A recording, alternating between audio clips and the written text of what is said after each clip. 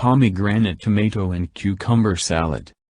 Ingredients: 1 pomegranate, 4 mini cucumbers, or 2 English cucumbers, seeds removed, diced.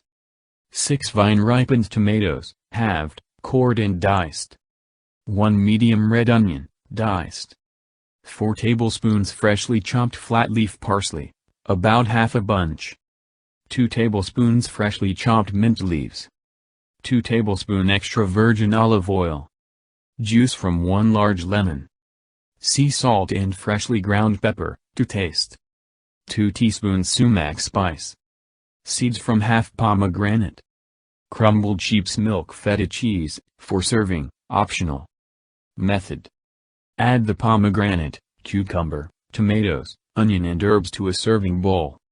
In a small bowl, whisk together the olive oil, lemon juice, salt and pepper. I use about half teaspoon coarse sea salt. Pour the dressing over the salad and toss to coat. Right before serving, sprinkle with the sumac and pomegranate seeds.